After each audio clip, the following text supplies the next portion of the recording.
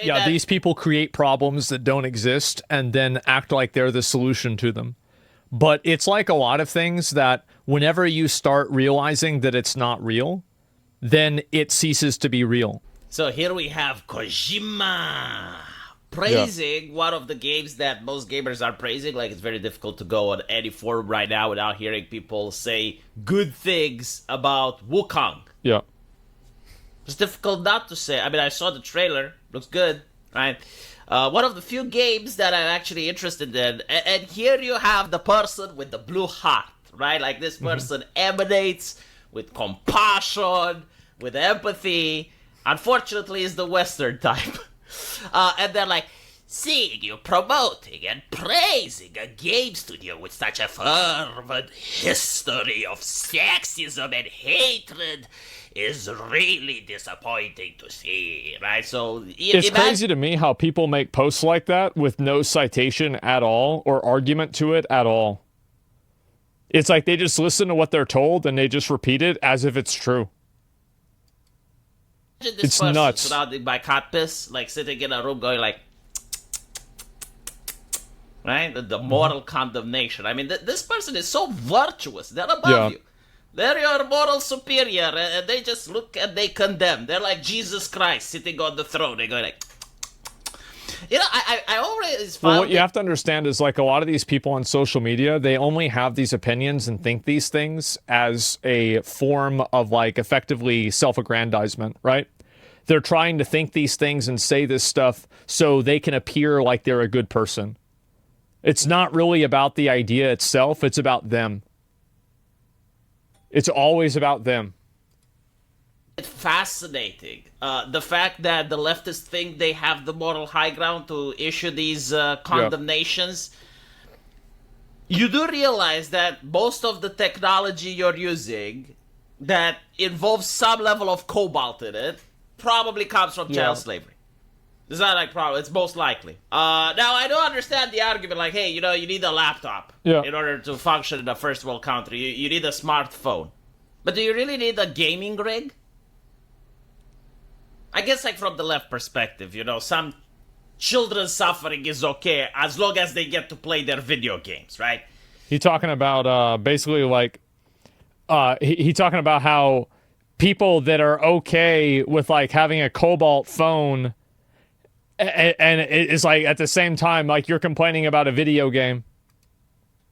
This is the disgusting part, because that argument is extreme. Yeah. Is it though? I mean, they're fine with that, but they're not fine with, like, their definition or whatever the fuck sexism is at a studio, right? Right. And notice how, like, if you buy a Blizzard game or if you recommend Blizzard as a studio, it's perfectly fine. But for some reason, if you recommend a game from Wukong, it's not. Why is that? These people make up rules like this. The reason why people get tired of this shit is because there's these, like, obvious double standards that happen, and, like, every normal person can immediately see it, and so that's why people get pissed off about this shit. That's the reason. It doesn't make sense. Yeah. Is great. And it's like, it's fine for somebody to live like that on their own, but whenever they start trying to put that on other people and tell other people, like, yeah, this is what you have to do, like, you need to act this way, that's whenever people get pissed. But if people gotta stop policing people or nothing. Like, I think that also, like, and this is another issue, is that a lot of these people don't understand, like, a very core, like, human behavior is that people don't like being told what to do. Period. Like, that's it. That's the period. That's the end of the sentence. Like, nobody likes being told what to do. So, like, whenever you have some random person on Twitter trying to tell you what to do, you're going to be like, who the fuck are you? Like, what do you mean? Who are you to tell me what to do, how to act?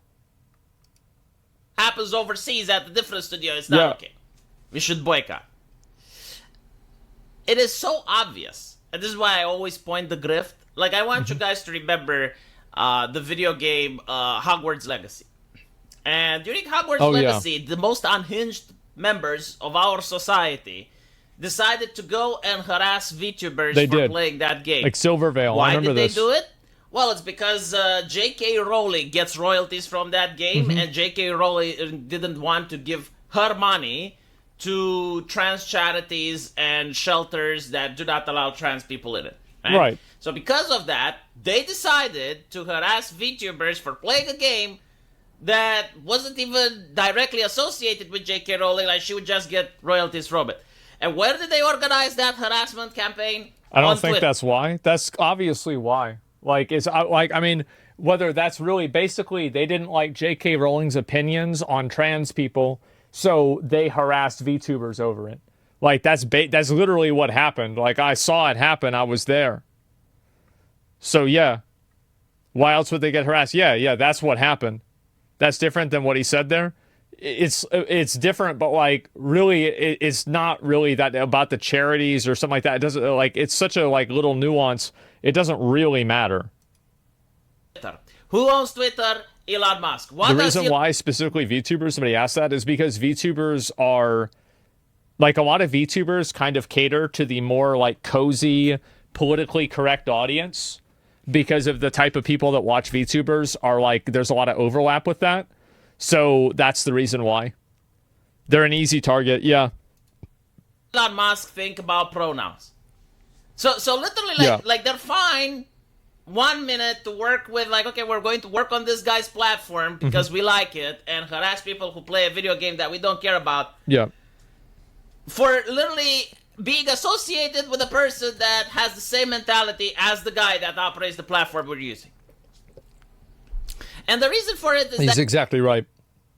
He's completely right. Like, Elon Musk has done and said way more anti-trans stuff and promoted way more anti-trans stuff than J.K. Rowling ever will.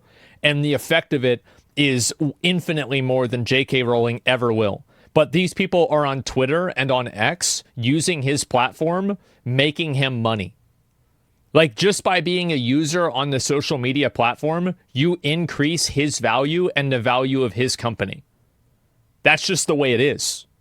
So how is it that you think that it's okay to harass somebody for doing something for their job, but you can't even you can't even hold yourself accountable to the exact same thing in terms of your own entertainment? Like, you want other people to sacrifice their job for what you believe in, but you won't even sacrifice your entertainment for what you believe in. That's why I think people get tired of this shit. That's a good point. Yeah, exactly. Like, how are you doing that? They generally do not care. Obviously, people it's don't. Hilarious. They're not yeah, it's crazy. They're not empathetic. It's a fucking joke. Yeah. But it is a grift. Like, they are top grifters. And the Chinese media actually explains how they're grifting. So they're saying, to be fair, it's just one guy, right? It's just one guy that said this. Like, it's not like this is like a Chinese CNN or something like that. It's just a guy. But yeah. Using DeepL translation, they're saying the reason why the team behind Black Myth Wukong has been subjected to persistent sexist attack and slander since their promotional video is because they have consistently refused political correctness guidance and rejected the extortionate guidance fee of millions of dollars. You should never try to get the type of, like, I don't think that you should ever try to get that type of support, like political correctness training or anything like that. Because the people that are into that kind of stuff are just like weird freaks that get mad about things that don't matter. So, like, why would you hire a crazy person to fix problems that don't exist? It's like, you think about it, right? Like, whenever you buy a new house, do you hire a psychic to come into your house and, put up dream catchers to get rid of the evil spirits? Well, of course fucking not, right? No, you don't. Well, I know everybody says it's funny to say yes, but you don't do that. Why is it? Because they're not real. So just because somebody thinks something is real doesn't make it real. It doesn't make it a real problem. So, like, they create a problem and then they sell the solution to the problem. But if they weren't there in the first place, everything would exist normally. Like, they've invented this whole issue. Demanded by these political correctness teams. They go out in detail and they say that such teams are quite common in Europe and America. They interfere with works like Assassin's Creed, Dying Light 2 Stay Human, and God of War by pushing politically correct female protagonists. And I think also another big issue is that it's the dishonesty that comes with it. Because, like, for example, like the Stellar Blade thing, remember whenever they had the hard R thing? And then people were thinking that it was, like, racist? Where it was just, like, weird placement. Like, it's like the level of intellectual dishonesty that you have to go through, the amount of hoops that you have to jump through to assume that this Korean studio is actually trying to make a commentary on American social racial politics by, like, inadvertently adding in the N-word to the wall on, like, a random area in the city. Like, you really think this is on purpose? What? You really think this happened? Like, it's like, do you think this is on purpose? And so if you think that it's not on purpose, then why are you mad? You see what I'm saying? Why get mad about something that you know isn't legitimate? These changes are the direct result of the interference of guidance of Everything's Sanji. a dog whistle to them? Yeah, because they're dogs. That's why. If you're a dog, everything's going to be a dog whistle to you. If you're a hammer, everything's going to be a nail. That's the way they think about everything. They run everything through that lens. So of course you're going to see. Of course you're going to see this. Game science teams refuse to communicate with these groups and reject their interference. Most importantly, and this is what really shocked me, is that you need to pay $7 million in guidance fees. Total fucking made up number. Like, nobody has any citation for this number at all. Completely imaginary. Remember what I said? Remember what I said when it's like, why are games so expensive to make nowadays? Why they... Is this like, verified? First of all, you have these guidance teams It's just not that are going to make all of your female characters look like body type B with pronouns attached, so you can't sell any merchandise with them, right? You can't sell... Yeah, this is the way that they think, right? They want to change male and female to body type A and B and body type 1 and 2. Well, like, if there's not a gender... If there's not a gender binary, why is there never a body type C? This is what I'm saying. These people create problems and then create solutions to these problems. Like, it's not even logically consistent. Doesn't even make sense. There is in some games. I've like none of the really popular games have that really. And yeah. Also, body type 2 cannot show boobs. Yeah, it's like, so why can you show breasts on body type 2 but not body type 1? It's just that this is the kind of, like, intellectually dishonest, like, rot that this creates. And everybody knows why. Like, that's what's so annoying about it to so many people, is that everybody knows why. But the problem is that these companies are still paying lip service to this obvious bullshit. That's the thing. It's not even logically consistent. That's right. And like, I don't have a problem. Like, if somebody wants to live their life in a logically inconsistent way, that's up to them. They do what they want to do. But the problem is that these people think that they have the authority to dictate to other people what they need to do. That's the problem. So like, if you were just doing your game and you were doing your thing, but the problem is you want to infect everything else with this. Don't enforce it on other people. Yeah, do what you want to do and stay in your lane. Any toys, you can't sell any t-shirts. Like, no one wants to associate with the character. Like, women find it disgusting as well. So you can't make money off of that. The game costs more because you need to pay an exorbitant amount just for the counseling. Yeah. And that's why so many companies go like for DLC, all of these bad business transactions, why games cost $130, despite the fact that they look uglier than the games we had in the past. I think that, like, DEI consultancy is probably less than 5% of the reason of the increased cost of games. I think it's less than 5%. I mean, now it could like lead to something that's larger because of the way that the game's marketed, and it's marketed in a way that's not appealing to like average audiences, sure. But like as a direct correlation, no. Like the games we had in the past, sure, they look a little bit bad because of the graphical limitations and whatnot. Yeah. But even then, like, you get to see that they put a lot more effort in physics. They put a lot more effort into water reflections and everything that they could in order to make the game look better. The only the things that don't matter. While paying less money to create the game, and the games are even more fun.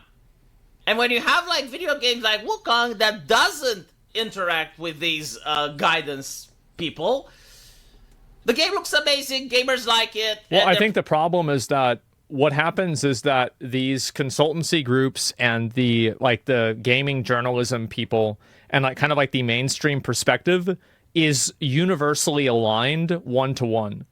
So the problem is that if a person refuses this type of insight or this type of mindset, they have like kind of there's like a punishment, like I don't know like really what the word is for it. Like there's a punishment mechanism that happens. So like whenever they say this, it's mafia. Yeah, they'll shit talk you. They'll make your game look bad. They'll do all these things, and like so they create an ecosystem in which you have to exist at their mercy. And like whenever you're writing articles, by the way, about a game that paints the game in a bad light, that's inaccurate, you're fucking them over, right? They're creating echo chambers. Well, it's that basically every single gaming website has the exact same point of view about everything. That's the reason. Any of these social issues or social perspectives, there is only one perspective to have, and anybody who has that other perspective gets in trouble. So that's what happens. Probably willing to buy merchandise and t-shirts with that game, so they don't really have to sell as much DLC and all these bad business practices that most of these game companies are doing nowadays. So they're saying that this is the direct reason why there are being attacked. Somebody says in chat that it's gatekeeping. It is fundamentally gatekeeping. And they are acting as gatekeepers to like traditional media and also to the traditional media advertisement and access. It's fundamentally gatekeeping. And I think that it's gotten so bad, that's why you see a lot of these websites actually dying, because they're so extreme in their gatekeeping.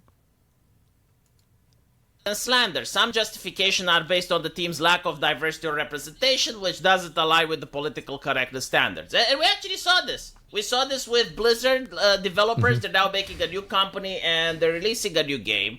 Yeah. And immediately the media is like, oh my god, it's only white men. Oh, it's only white men that are doing it. It's like, okay, and are you going to say that? Yeah, these people create problems that don't exist and then act like they're the solution to them. But it's like a lot of things that whenever you start realizing that it's not real, then it ceases to be real. Like it was never real in the first place, but just because a lot of people talking about it, acting like it's a big deal, that doesn't make it real. That doesn't like make it any more authentic or anything like that. They're using a controversial topic knowing most people won't touch it with a 10-foot pole. Well, it's about, and this goes back to like what I was saying before about how the optics of an argument matter to these people more than the actual argument or any sort of consistency or standard. And what I mean by that is that for these people, they don't want people to go against them, so they create a optic situation where now if you're going against them, you're a racist, or like you hate minorities, or like you don't like gay people or something like that. So they create the optics of the argument, whether it's like either you're a good person or a bad person. Like there's never a conversation that takes place without a massive emotional blackmail attached to it. This company is filled with Chinese people that are doing it, or are you going to go to Japan and see like, what is it? Like, it's only white men, and like why is no one looking at them and going like, and a typical example is no one wants to go against them because the cost far outweighs the type of win. I think that's changing, and I think that it's becoming obvious that it is changing because these people have kind of overplayed their hand, I think, and they've become so extreme that even the people that kind of agreed with them are at least demoralized or alienated from them. So now they're not getting the same type of support. An article by major IGN writer says exactly. the Chinese media, Hogwarts Legacy refuses to evaluate or promote it due to the alleged lack of political correctness. And as you can see, Sweet Baby is dropped here. Yeah, like, I actually seen this happen with independent game developers. Like, there was this game which took place in the New World, and I think it was called Our Land or something like that. And you got to play as Native Americans trying to fight off the conquistadors. Uh-huh. And I remember this. immediately, Yeah. you had like these people accusing, oh, this is cultural appropriation. No, our culture, you're appropriating it. Do you not know that our culture has intellectual property on our culture? And the developers, initially they freaked out because like all of a sudden you have the entire forums inundated with these people. You don't need to listen to these people at all, and they never create any value or improve anything. There's never a point where if you listen to them, they'll be happy. And this is also a really important component that a lot of people don't understand, is that these people wield power through grievance. So they will never become happy, because in becoming happy, they will then lose their power. So whenever you do one thing that they want, they'll find you something else to do. It will keep happening because nobody gives away their power willingly. People do that unless the people have to have it taken away. So that's why these people will never be happy. Also, the majority of people who complain about this kind of stuff they're not even the audience for the game in the first place. So like if you're making a game and it's about like hairy men in Eastern Europe shooting each other with a radiation subplot, your audience is not 20-year-old girls from the United States. That's just not the kind of people that play those games. It's going to be guys, like 30-year-old men. That's it. And so the people that go and they complain about this shit, they're not even the ones that are playing the games. So then the game ends up being changed in order to appeal to an audience that never wanted it in the first place. I think that's what happened with WoW.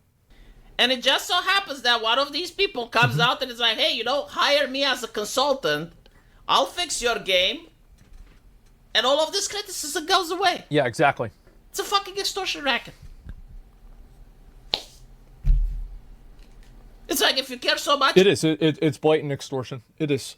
I really can't see how it's not. I don't even think that I don't think it is overt extortion. Like they've got a Discord channel where they all talk about planning this out. I just think that it happens naturally through the ecosystem that they've created. About, your culture being appropriate. Why don't you do it for free then? Why don't you give the advice for free? I bet some do. Yeah, but like... and of course, it's very expensive. Probably not really. And it turns out that the same person that was advocating for this also ran a Discord where a lot of these comments were coming from. Anita Sarkeesian did the same. Like, she had a partner, Mr. Macintosh. And they attack CD Projekt Red, which at the time wasn't woke. They were just making The Witcher. And Macintosh is like, oh my god, they have like these cards with sexy women. Oh, misogyny, sexism, oh, America. The patriarchy exists because of Witcher. Yeah, you can never listen to people like that. You just never want to listen. Like anybody who's complaining about your product and like they want your product to reflect their like real world views. It doesn't really matter whether it does or not. Like the thing is that like I think that you can look at this with like I think I'm kind of a pretty good example of this, is that a lot of people on Twitter think that I'm like the worst person ever, right? But my channel, my YouTube channel, my Twitch channel is doing extremely well. Like I've been massively popular for years now, and I'm doing great. And if anything, things are getting better. So I'm doing even better all the time, and I'm happy. Like things are good. So like there's a huge audience of people that like my content, that like what I'm doing. So why would I change my content to appeal to people who hate me? Why would I stop talking about certain issues in order to make people that are calling me ugly happy? You think they're going to suddenly somehow start watching me after that? No. Why would they do that? So you don't need to make people happy. You don't need to make everybody happy. And even if you make some people mad, it doesn't matter. Who cares? They created this whole shit in the media, and gamers didn't care, right? Like no. In fact, gamers actually liked the collectible card game. But 2 years later, you have Anita Sarkeesian saying, oh, wow, you guys are so mired into scandals of sexism. Why don't you hire me as a consultant so I can help you out? It's a fucking grift. It is, yeah. It's like basically we're going to create a problem that you have to pay us to solve. Exactly. Why do companies do that, though? The reason why companies do that is that... So, I think that there's a lot of reasons. I think the reason why the people at the top do it, like the decision makers do it, is probably because it's just like they don't want to have to deal with the problems, and a lot of their viewpoints on media and journalism are like really antiquated. So like they're looking at things based off of like what worked in 2005. So like they're basically operating like 20 years in the past. So that's one really big problem. Then you have another problem is that a lot of the people that work on these games are like nerds, and they don't really have I don't think they have a lot of social skills. So the way that a lot of nerds and like geeky people do, like the way that a lot of these guys, their strategy for being able to attract female attention is by being subservient. Like that's what they do. Like, so like, that's how they like, how can you please women? Well, you can please women by doing what they tell you. So, and these are people probably that like didn't have a lot of like, girlfriends in high school. They probably have like low sense of self-esteem. So like whenever they have like all these girls that are saying like, oh, you're like sexist or racist or something like that, I think a lot of times it's these guys see this and they don't want to be painted that way because it makes them feel insecure. And they don't have any sort of like real strong like conviction to this either. So like it's easy to take advantage of them and emotionally manipulate them. And I think that's another reason why it happens. You see what I'm saying? It's emotional blackmail. Yes, it is. And they're pushovers. They are. And they're very easy to take advantage of because these are like people that were like nerds in high school. And they don't have like the same sense of like self-worth. And so what they do is they see this happen, and their idea of making these people happy is to be compliant and subservient and obedient. That's the way that they appeal to people. Like the bitch situation with Sylvanas. Exactly. Yes, there it is. It's because devs are not players anymore? Well, there's a lot of things, right? Like this is like numbers 1 and 2 out of like 50. Like that's like there's like a bunch of reasons, but I think that's another reason too, is that like if you look at a lot of these game devs, and like I'm not saying this is like a general thing, but there's a lot of them that are obviously like really nerdy, and like let's be honest, like these people probably did not have a lot of girlfriends growing up, and I've known guys like this. I've seen it happen myself, where it's like they'll act a certain way because that's the way that they make people like them. Like, have you guys, like, am I crazy? Like, have you guys had the same experience too? They're pander. Yeah, they pander. They pander because also, a lot of them have, like, again, I think that it's just people that are emotionally and mentally weak. It's easy to take advantage of them. It's just that simple. The fucking grift. Like they're the ones creating the scandals that no one cares about. They got enough clout on Twitter in order to make it look like it's coming from the gaming community. And by the way, there may be actually some unhinged people that genuinely believe the bullshit that they're peddling. Oh, yeah, of course they do. And what ends up happening, more often than not, is that the companies go like, okay, well, we're going to back down. And they're going to make these business deals, which are exorbitantly expensive. I mean, $7 million. Jesus fucking Christ. Totally made up number, by the way. And on top of that, the game suffers. Completely made up. Like, I don't know of a game that you can look at and you can say, wow, I am so glad that the diversity consultants work on it, because look how better the game is now. Yeah. If anything, you're lucky if the game is good after the consultants are done with it. Because it's definitely not for the gamers. And when you look at what the consultants are saying on Twitter, they despise gamers. They're actively antagonistic. They do. They do. It's very obvious. If you pull up a lot of their like social media profiles and you see the kind of things that they say, these people are absolutely racist. Like, it's not even a question.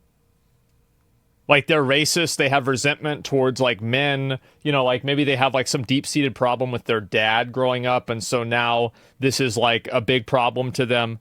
Yeah. They say they actively hate gamers. Yeah, exactly. Like, I wish that more people that played video games, like, to me, whenever I see a game that I feel like this game doesn't like me, or like somebody doesn't like me, I just kind of stop dealing with them. Like, as a guy, like, I would never want to, like, support a game that like, those people are involved with. And I think it's, like, almost my responsibility not to. And I would say, like, for you guys, it's the same thing. Like, I would, like, if you think the same way I do, right? Obviously, like, you should think if you disagree, you don't want to do it, you don't have to do it. But, like, to me, whenever I see this, I think to myself, okay, fuck this. Like, I'm not going to support this at all. This is awful. This like, doesn't represent me. This is insulting. It's weird. Like, it's, yeah, absolutely not.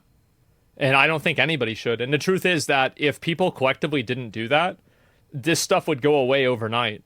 And I think that it's beginning to as well. Like, you're seeing that with, like, for example, like that Star Wars Acolyte, show. You saw that with, like, that Witcher spin-off show.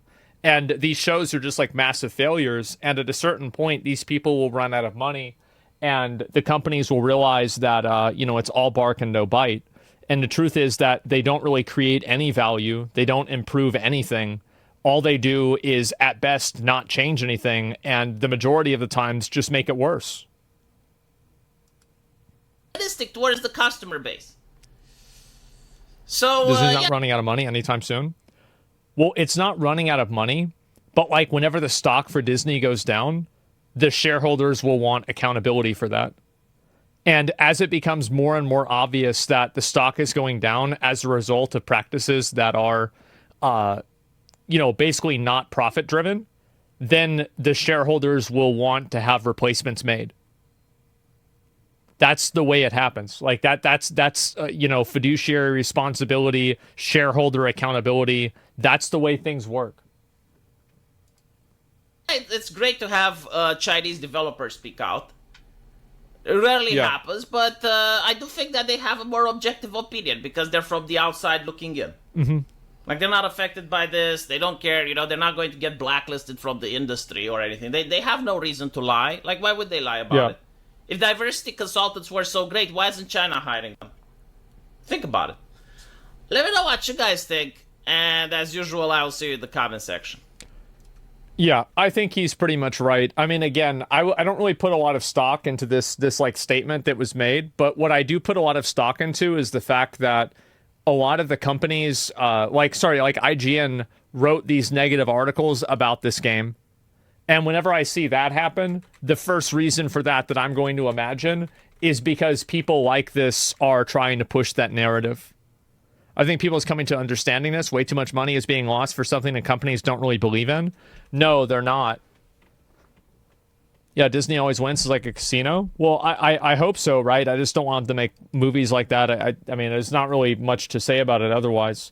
And, but yeah, I mean, the 7 million stuff, like, I don't think there's really a citation for that. I have no idea. But I think it's very obvious that, these people operate in an ecosystem that is hostile to you if you don't comply with them. So what I mean by that is that, there are these consultancy companies who find problems that don't exist. And then there are journalists that publicly find problems that don't exist. So basically the journalists create a problem that the consultancy groups like supposedly solve, but the truth is that neither of them create any value for the product, and they're both basically just like parasites feeding off of the same host. Like, that's effectively what's happening. And I think as soon as companies realize that these people aren't really the target audience, these people aren't really going to buy your game or anything like that, they're just going to complain about the next game. Then as soon as that happens, I feel like finally, we'll see some things change. But that's going to take some time for that to happen. You sell if you solve the problem? Yeah, exactly. In this case, they didn't create the problem. They reported the drama that was already happened in Weibo 4 years ago. Sure, yeah. Isn't it weird how many likes these people get on social media, but it doesn't reflect in sales? It's all fake outrage and people who aren't gamers. Well, this is another, like, that's kind of what I was saying before, is that like, if you looked at Twitter, you would think that I'm probably the most unpopular and worst person that has ever existed on the face of the planet, right? But the reality is that there are so many people that watch me every single day. Like, there's literally millions of people that watch every day. So the problem is that social media is and also you have to keep in mind too that, and this especially comes into truth inside of like most controversial statements. So for every single like social issue, there's the acceptable and the unacceptable opinion to have. So like, and this is for content creators and influencers, right? So it's acceptable to say that you support Biden. It's unacceptable to say that you support Trump. It's acceptable to say that you support Palestine. It's unacceptable to say that you support Israel. It's acceptable to say that you're excited for the Assassin's Creed game. It's unacceptable to say that, you know, you're not because there's like a minority black character there. And like, this is just the case that like with the trans thing, right? With Nick Merckx, it's acceptable to shit on Nick Merckx and it's not acceptable to agree with him. So what you're getting is that you're getting a set of influencers and people that are only able to express one point of view. So it's not that the influencers that are talking about it are fake. It's that the ones that disagree with them can't speak. So you're only hearing half of the conversation. So things on social media are extremely one-sided because the reason why content creators do this is for money. They don't really care about these issues in a lot of cases at all. And the only reason they're talking about them or focusing on them is for virtue signal points, right? And the people that are not doing that, the reason why they're not doing that is because they disagree and they can't voice their opinion. They're not allowed to have their opinion. Yeah, if people say they agree with Nick Merckx, they can get banned on Twitch regardless of what the streamer it is. Well, I don't think maybe necessarily get banned because like Nick Merckx didn't get banned. So that's probably not true, but they could lose sponsorship opportunities. They could lose other types of things like that, get kicked out of an org that they're in, etc. So do you not do the same? I'm confused by what you mean by that. Yeah, that's what happened to Destiny. Regressive opinions could just get less popular. Well, what I'm saying is that, like on social media, any comment that's posted by, like, you're not going to have a lot of popular content creators come out and go against, like, trans people, for example.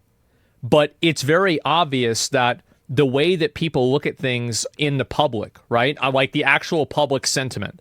If you assume that influencers are a rough, accurate, like, representation of what the public believes, it would make sense that a lot of people, just per capita, would agree with Nick Merckx. A huge amount of people would. But you're not seeing that on social media from other influencers. And the reason is money. That's the only reason. If there was no money to be made in social media and on the internet with YouTube videos and advertisers and stuff like that, people would be saying completely different stuff. That's the real reason. That's because they're not in the majority. If they were, then there would be money in it. I think it depends on the topic. And what I'm saying is that I think also, like, social media ethics and social media, like, values are oftentimes, like, very detached from reality. And they're not really detached, but they don't accurately reflect the population. So yeah, it's not worth the hassle. The question is why the big companies push this agenda. It's because I think that they're afraid of what could happen if they don't. That's why.